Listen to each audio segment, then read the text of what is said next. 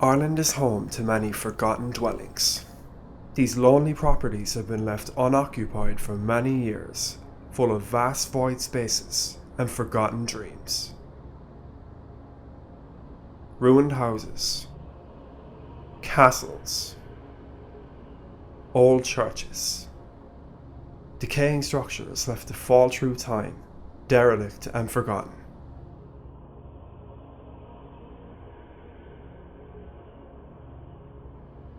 Places like De Vere House in the Currachase Forest Park.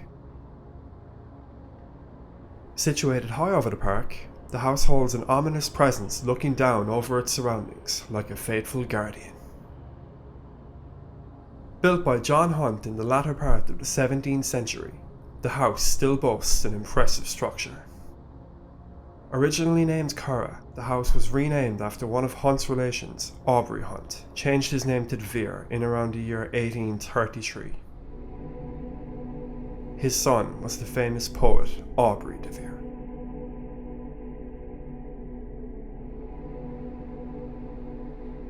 A bird's eye view of this imposing structure shows how overgrown the interiors have become. Its many windows have long been cemented up to prevent any intruders. Ivy has suffocated the house, draining any remnants of life out of it.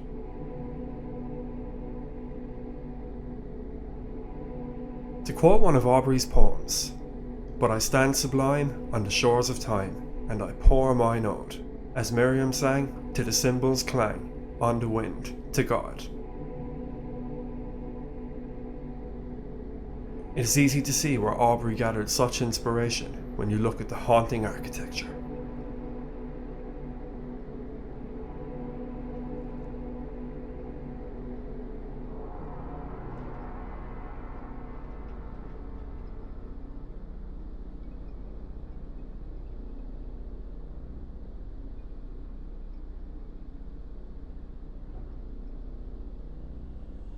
At the back of the house rests an old pet cemetery.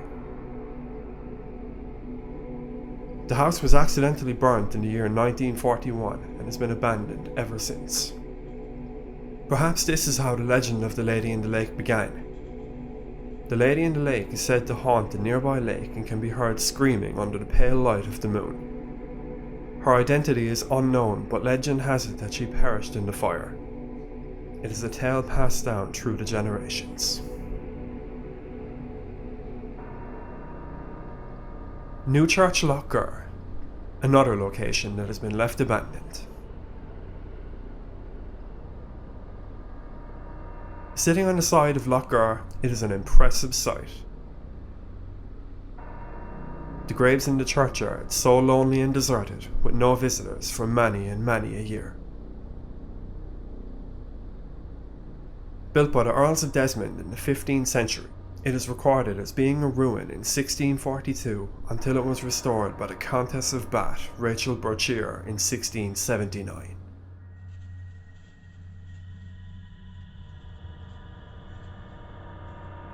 Rachel Berchier renamed the churchyard Newchurch. A belfry was added to the structure in order for the many local Protestants at the time to have a sacred place of worship.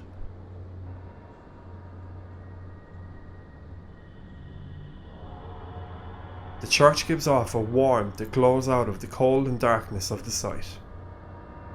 Its interior is long since becoming overgrown. Ruined tombs can still be seen in the interiors.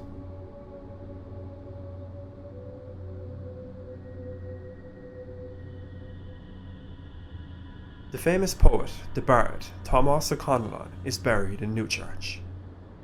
A stone plaque outside the entrance, still intact, dedicated to his memory. There is a deep feeling of melancholy in the air.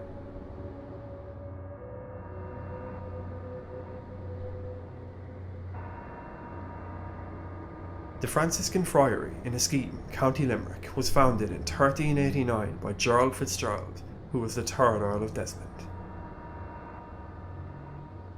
To this day, legend has it that his spirit will return on his silver horse to protect the friary in Ireland's darkest hours.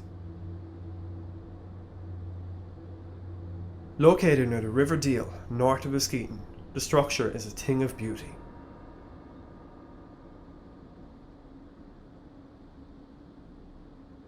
The decayed remains and their surrounding buildings represent an ominous medieval architecture with many religious relics still intact, such as the altar of worship. History records indicate that on the 9th of October 1579, English commander Sir Nicholas Malby went on a rampage, setting the friary up in flames, while also murdering the monks inside in one of Ireland's most horrific massacres.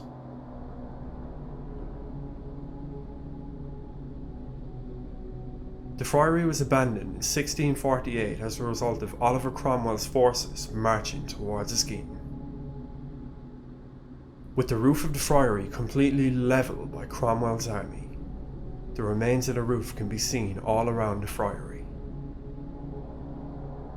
A calling back to Ireland's dark, bloody history.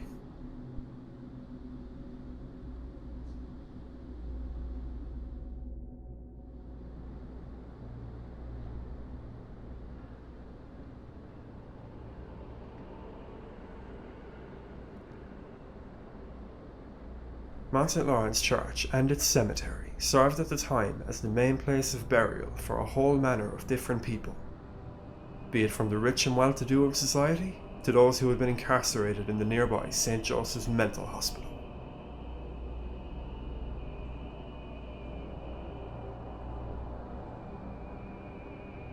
Having a melancholy feeling to it, the church is filled with 19th century relics all around the exteriors.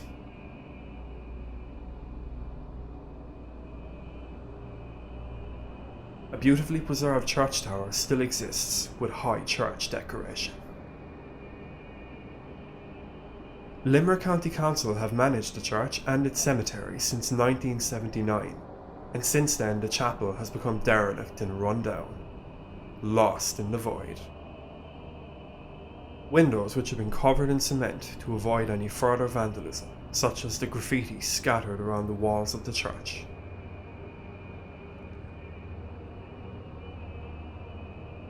The graveyard is scattered with high stone crosses, broken and left to the climate to decay just like Mount St. Lawrence Church itself. It is alleged that the more expensive looking graves were for the Limerick elite, which can be seen near the front of the chapel, surrounding it like an army of stone warriors. The church has become a shadow of its former glory, just like Dromore Castle.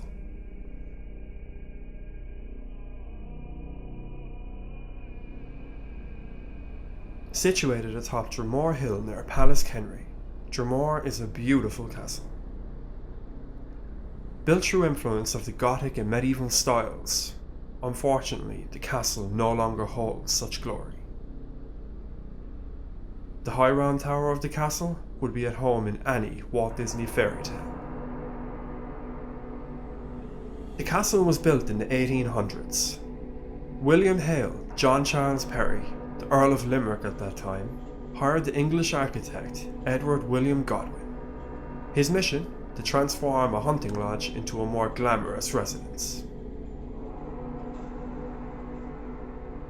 Production began in 1868 with a large crew of people travelling on horse and cart back and forth from Foynes, County Limerick, gathering rocks for use for the purpose. Once the Earl took up residence in the castle, the walls started to get mouldy and damp. Incurring the wrath of the furious Earl, Godwin became the subject of ridicule for the damp taking over the house. Once Godwin had corrected the problems and the castle was inhabitable, the Earl stayed there until his death in the year 1896. Dromore Castle was abandoned during the First World War and later sold to the McMahon family. The McMahons stayed there until 1950, when the roof was removed in order to avoid paying ridiculous rates on the castle. Dromore Castle, having its roof removed, gives it a sisterhood of sorts with the likes of Chase House and the Franciscan Friary, all of which have no roof, be it through simple dispute to avoid rates, accidental fire, or warfare in times of a troubled past. The current owner dreams of restoring it to its former glory. But for now, just like the places mentioned before it, it is lost in the void.